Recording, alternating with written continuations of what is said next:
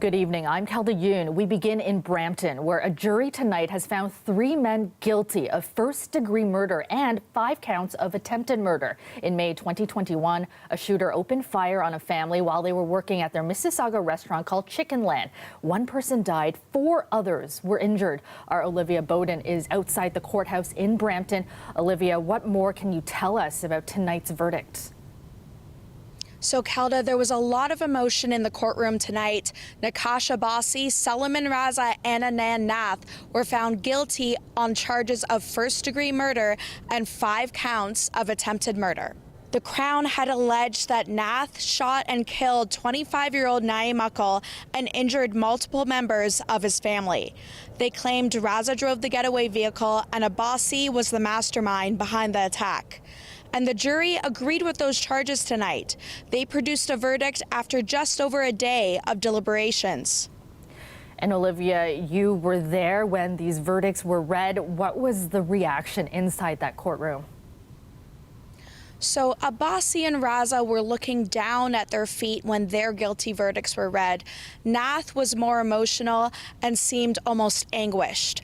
Before they left, Raza gave Nath a hug. But there was a moment where shooting victim Daniel Akal shouted at the accused briefly.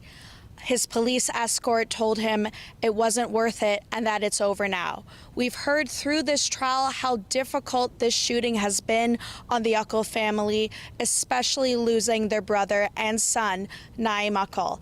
I also spoke briefly with Crown Prosecutor Brian McGuire after the verdict was read, and he said that this has been a terrible and emotional trial. And he says that the Akal family is just glad that justice has been served. And Olivia, you have been following this trial from the very beginning, since it began 5 weeks ago. What were some of the key moments?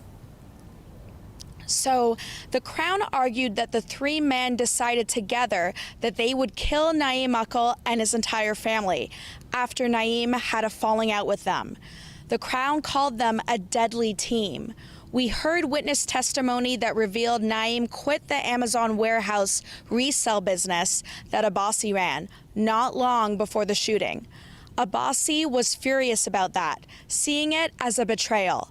The Crown also claimed the men had ties to ISIS. Their star witness said the men had confessed the murder plot to him after the shooting, and he says they were worried Naeem would report them to the police. Defense called no witnesses during this trial.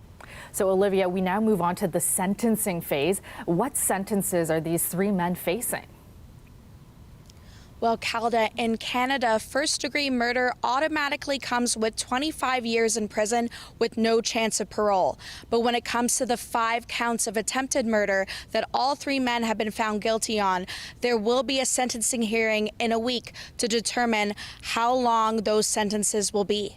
Kelda? All right, thanks so much, Olivia. That's our Olivia Bowden in Bramton tonight. The CEO of the Toronto Transit Commission announced his resignation today. Rick Leary said he'll be stepping down at the end of August. Leary led the TTC through some challenging times and has fielded his share of criticism since taking the helm 6 years ago. As Vanessa Valentek reports, for many riders, it's hoped a change in leadership will lead to needed improvements. I'm excited. You know, I think it's an opportunity for the organization to be led in a new direction. Some see Rick Leary's resignation as an opportunity for big change at the TTC after a few rough years. I think probably want to control fares with the cost of living going up.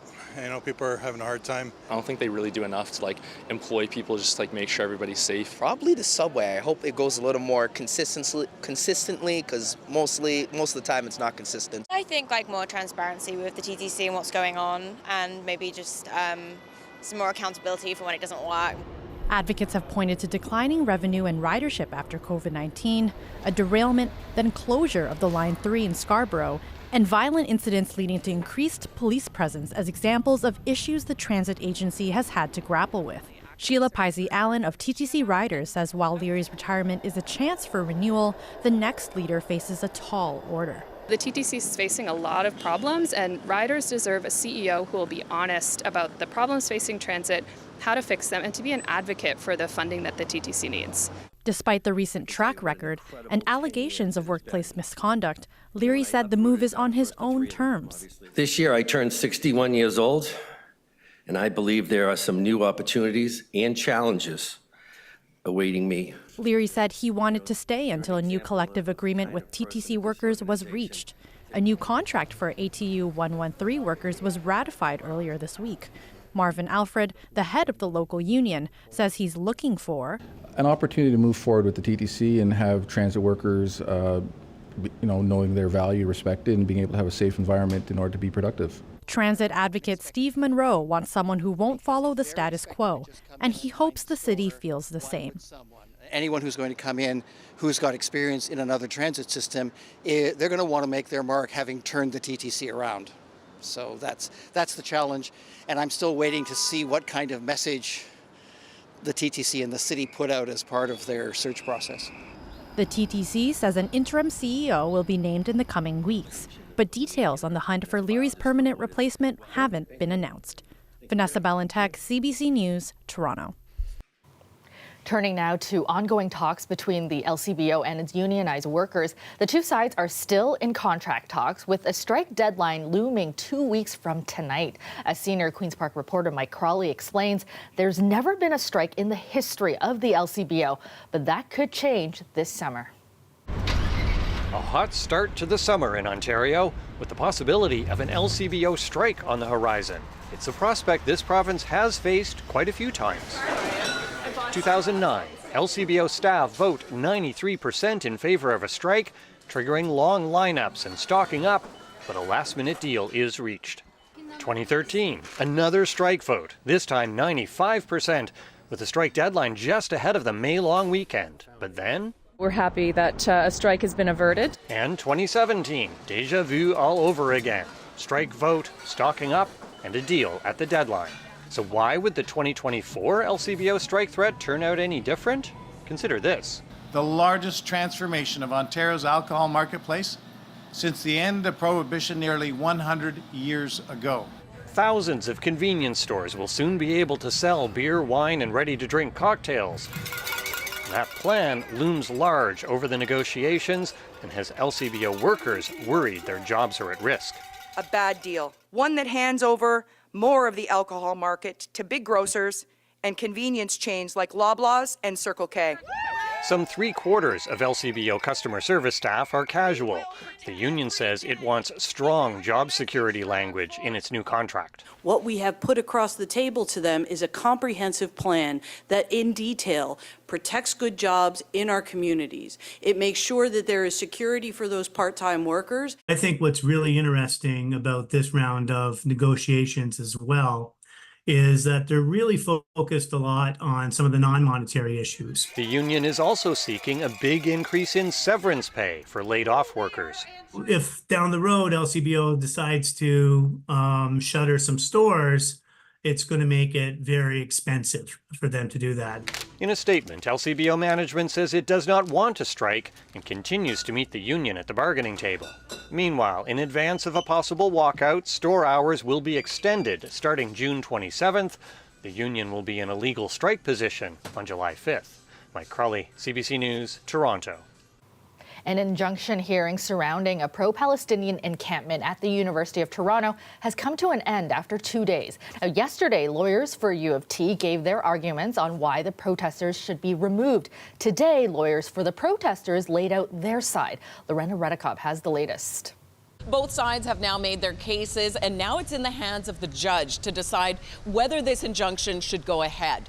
Mostly today, we heard from the lawyers for the encampment protesters.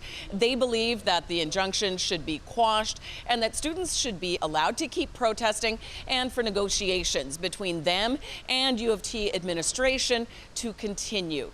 One of the lawyers for the students spoke outside court at the end of the day. She paraphrased some comments made inside court today from the judge as to why this protest is important. Take a listen. Justice Conan, who is the judge presiding in this case, today in court stated, "I understand that any social progress has been because of some form of protest. It has been because of a group of troublemakers that disrupted the existing order. That is the only way there has been social advancement. The protesters' lawyers refuted what we heard from the university's side on day one of this hearing, that this is leading to anti-Semitism, hate, and fear, whether it's coming directly from the encampment or not. What we heard from the protesters' lawyers, they painted the encampment as a site for peaceful protest and saying that hate speech and anti-Semitism are not permitted. They say that protesters also shouldn't be blamed for what's coming from counter-protesters. Part of the debate in this case is over private property. And what we heard from the protesters' lawyers is that a university isn't private property in the same way as a house or a construction site, for example, and that debate and exercising free speech should be allowed. What we had heard from the U of T's lawyers, they argue that this is trespassing on their private property and that a university has rules for what can happen on its property. The university argues that free speech is important, but that it has to exist for all students, that you can't have one section of campus where the gate is controlled and only certain people are let in. Now, as for when the decision could come, the judge says that he will rule within the week. One protester was asked what they will do if it rules against them. The students are not going anywhere. Whether we are ordered to dismantle the encampment or not, we will continue showing up. We will continue applying pressure. We will continue doing this until our university is no longer complicit in genocide, in occupation, and in apartheid. The judge said he'll release his ruling within a week. Lorenda Redekop, CBC News, Toronto. We have an update tonight on the court cases connected to the deadly swarming attack of a Toronto man. 8 girls stand accused of killing Kenneth Lee, who was experiencing homelessness back in December 2022. Now, originally, all 8 girls aged 13 to 16 were charged with second-degree murder. Now, though, several have pleaded guilty to lesser charges, while others are heading to a trial before a jury. Here's the breakdown. The first plea deal happened on May 30th. The girl, who was 13 at the time, pleaded guilty to manslaughter, and in an agreed statement of facts said Lee confronted the girls after they took a bottle of alcohol from his friend, leading to the swarming. She also admitted to have hit, punched, kicked, and spat on Lee while he lay pinned and helpless in a planter. Now, this June, a second girl pleaded guilty to assault causing bodily harm and assault with a weapon, while a third girl pleaded guilty to manslaughter. A fourth girl, who was 14 at the time, is also expected to take a plea deal. Now, meantime, the other 4 girls are heading to court to go before a jury, and we are learning the girls who have taken plea deals could be called to testify in their trials. Defense can call their own client to testify in their own defense and potentially testify against other defendants. But if they're tried together, the prosecutor cannot do that. But now that there are defendants who have pleaded guilty and that they're separate, they can be called to testify. And I understand that the girls even gave their guilty pleas under oath. And so that suggests to me that there's a very real possibility that they could be called to testify against the remaining alleged offenders. One of the 4 girls heading to trial is accused of stabbing Lee. The autopsy determined the 59-year-old suffered 19 blunt force trauma injuries and died from a stab wound that pierced his heart. Welcome back. It's officially summer, and that means festival season in Toronto. And this year, some events are getting an extra boost in funding thanks to the federal government. It's a welcome investment at a time when many popular festivals are struggling to stay afloat. Brittany Billette has the details. 401 Richmond is one of the city's major arts and culture hubs. The galleries inside will be among the beneficiaries of new money going towards festival programming. Anytime you can bring people into this building, into the galleries, it's a great thing. The federal minister of tourism announced earlier today that the Federal Economic Development Agency for Southern Ontario was handing out a total of $1.3 million towards 12 festivals across the province. The goal is to attract more visitors and rev up tourism. Every year, festivals and events across the country contribute for over $1 billion to our GDP and supports about 30,000 jobs. The federal announcement comes at a time where multiple festivals across the province are struggling. Just for Laughs Toronto was cancelled earlier this year, its owner seeking creditor protection in March. The president of Hot Docs in Toronto said this year's festival could be its last without more financial support. Arts and culture festivals are economic drivers for their region. Tim Jennings is Shaw Festival CEO and an Ontario Culture Days board member. He said he thinks the announcement for additional funding is fantastic, but more needs to be done. The big thing that I think would really help the industry overall is for there to be a live arts tax credit incentive like there is for film, television, recording studios, animation studios. We know it's the sort of thing that could really incentivize a great return for the whole province and in fact for the whole country. Ontario Culture Days will receive $200,000 and that will go towards event hubs including 401 Richmond. The organization's executive director says communities and governments will see more than just a return on investment. They bring us closer together, they share our stories. It also is a way to celebrate and thank the artists who are contributing so much to our communities. The Beaches International Jazz Festival Society will receive over $110,000, and that will go towards growing the concert series by spreading to new places. The concert series will take place in 11 cities across southern Ontario, which include Barrie, Brantford, Burlington, Chatham, Guelph, Kingston, Lindsay, London, Meaford, Oshawa, Ottawa, Peterborough, Picton, Richmond Hill, and Windsor. The programs benefiting from today's announcement received funding through the Tourism Growth Program after organizations submitted proposals. Gonna take a photo? Minister Ferrada said the federal government put $31 million towards festivals during the last budget, and more support will come in the future. Brittany Billette, CBC News, Toronto. A zoo in Chicago has welcomed two new cute and cuddly residents. Meet Brumbley and Willem, who made their public debut this week. The koalas are settling into their new home in a special habitat at the Brookfield Zoo. They're the first of their kind to call the facility home in its 90-year history. The adorable 2-year-olds were born at the San Diego Zoo and transported to their new digs last week. Eucalyptus leaves are brought in twice a week to feed the pair. Koalas are listed as a vulnerable species in their native Australia due to deforestation, drought, and disease. A storied baseball park is about to make history again. Rickwood Field in Alabama is the oldest professional ballpark in the U.S., but tonight it's hosting its first ever regular season Major League Baseball game.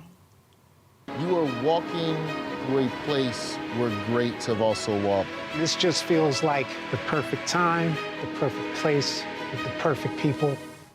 The ballpark has hosted more than 180 Hall of Famers, including Babe Ruth, Ty Cobb, and Willie Mays, who died just 2 days ago. Tonight's game between the San Francisco Giants and the St. Louis Cardinals honors the Negro Leagues, which were active from the 1920s to the 60s.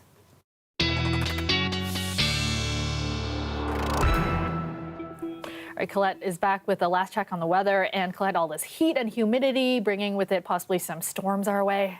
Yeah, you know, we see this kind of every day, all the storms bubbling up, and some of them rather intense.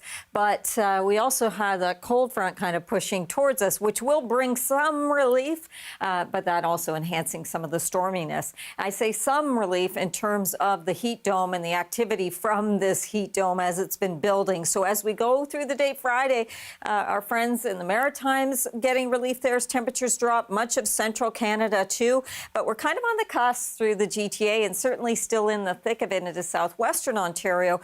The heat dome itself sort of does a retrograde and backs up and is still setting up, and we're having a very wide impact over much of the U.S., central and south, but it's still going to have that hold there. Windsor, Sarnia, London, will get, like I say, a little bit better going through the GTA. But for now, that heat warning, it has dropped in places a little further north and also across the border into parts of Quebec, but it's still likely to be there with us tomorrow. Highs from today, yes, 30 to 31. Humidex values, again, in many cases in those low 40s showing up. And then also seeing the bubbling up of those storms that we get through the evening hours, and some of them tend to hold on through the overnight. Some strong wind gusts, certainly something to continue to look at for the risk of some damage from those winds that can gust to 80 to 90 kilometers an hour. And also we get into that situation where we see a lot of rain in a short period of time, so some flash flooding. Into Saturday,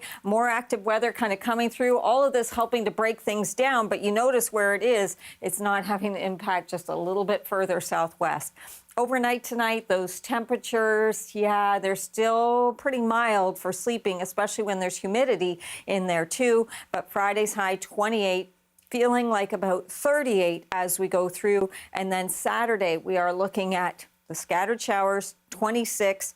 Overnight low, still going to be close to 20. And by Sunday, those temperatures are in the upper 20s, still Humidex values beginning to break here, and the rain and thunderstorm activity along that frontal boundary kind of helps us with that.